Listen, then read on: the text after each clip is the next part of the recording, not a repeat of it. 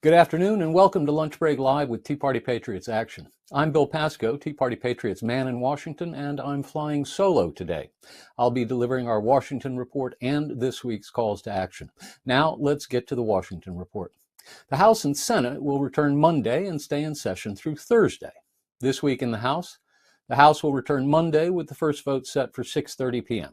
At that time, the House is scheduled to take up 3 bills under suspension of the rules.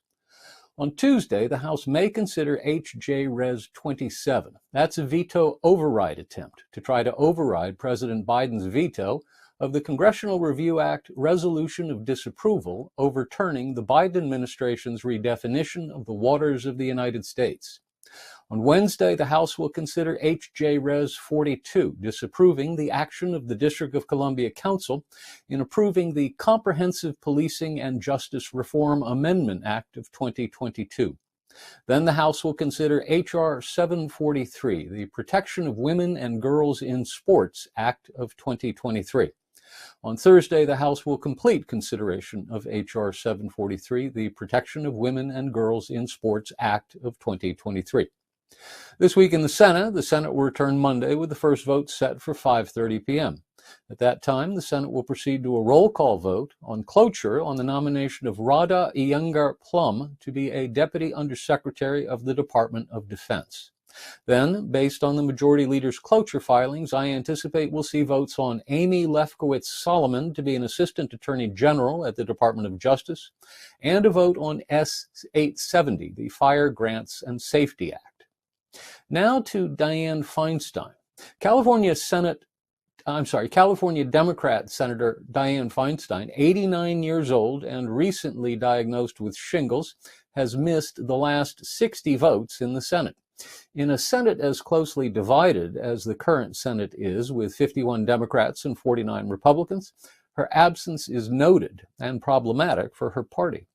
Her absence is especially problematic related to her service on the Senate Judiciary Committee, which is split with 11 Democrats and 10 Republicans. Her absence from Judiciary Committee business over the last 2 months has meant that the committee cannot advance to the Senate floor any nominations, because nominations require a majority vote to advance to the Senate floor. There are currently 12 judicial nominees who have had confirmation hearings and are waiting for committee votes. 2 House Democrats, including one of her own colleagues from California, have already called on Feinstein to resign her seat. Feinstein has announced she will not run for re-election next year, but she wants to hold on to her seat and serve out the rest of her term.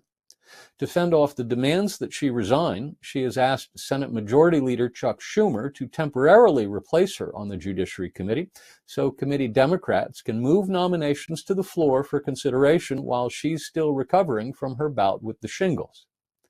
That can be done one of 2 ways, either by unanimous consent or by meeting the 60-vote threshold.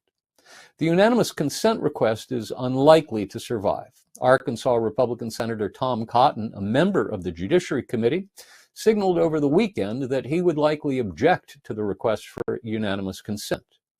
That means Schumer would have to find at least 10 Republican senators willing to provide the votes necessary to move the measure.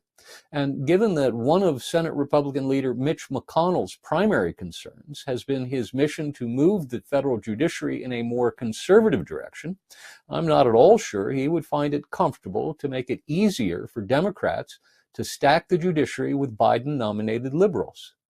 On many, many matters of procedure and tradition and civility, McConnell can be found looking for ways to work across the aisle.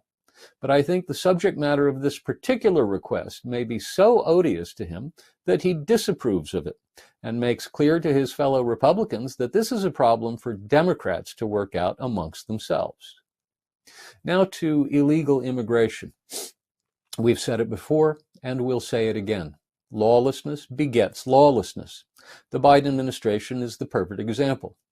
On Thursday, President Biden announced his plans to extend Obamacare access to some illegal immigrants, saying they deserve the same access to health care as American citizens. The proposed new regulation would give so-called Dreamers access to Medicaid benefits if they meet the low-income threshold. In addition, Dreamers would be allowed to buy Obamacare health insurance policies on the Obamacare exchange. Speaking of these illegal immigrants, Biden said, quote, "They're American in every way except on paper," end quote. Now to the debt ceiling. In a move intended to increase their negotiating leverage with the Biden White House over the upcoming debt ceiling negotiations, House Republican leaders, led by Speaker Kevin McCarthy, are working hard to convince their Republican colleagues to support a plan to raise the debt ceiling for 1 year in exchange for significant spending cuts and revenue raisers. Their hope is to put a bill on the floor of the House in May.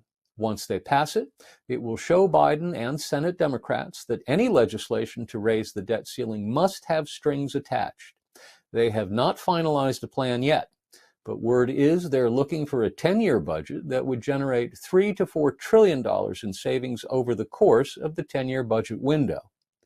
Speaker McCarthy plans to reveal more of his thinking during a Monday speech in New York. He'll be addressing the New York Stock Exchange.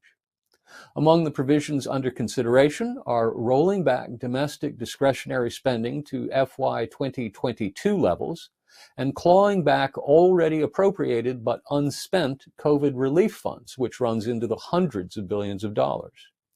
GOP leaders also believe they can raise revenue by implementing oil and gas drilling permitting reform. Treasury projects the government's ability to write checks will run out sometime in June. Now to a CBO report on the 2023 deficit. On Monday of last week, the Congressional Budget Office released a report on the deficit for the first 6 months of the 2023 fiscal year. According to CBO, the deficit has ballooned to $1.1 trillion for the first 6 months of the year. That's $430 billion higher than this time a year ago. Government spending was 13% higher than last year, and revenues were down by 3% compared to last year. This is hugely significant. When the Biden administration presented its proposed budget for FY 2023, CBO estimated that the deficit for the entire year would be $1.4 trillion. If we continue to spend money in the second 6 months of the fiscal year, as we did in the first 6 months, we'll be on track to have a $2.2 trillion deficit in FY 2023, almost 60% higher than projected just a year ago. Government spending is out of control. Now to the House GOP versus Alvin Bragg. Earlier this morning, House Judiciary Committee Republicans opened a field hearing in New York City on victims of violent crime in Manhattan. According to the committee, the purpose of the hearing is to examine how Manhattan District Attorney Alvin Bragg's pro-crime, anti-victim policies have led to an increase in violent crime and a dangerous community for New York City residents. The field hearing is the latest episode in the ongoing turmoil between DA Bragg and House Republicans, many of whom see Bragg as nothing more than a liberal political activist armed with the power to arrest, indict, and try someone, regardless of whether or not there's a good reason for it. They've already made clear their disdain for his 34-count indictment of former President Donald Trump.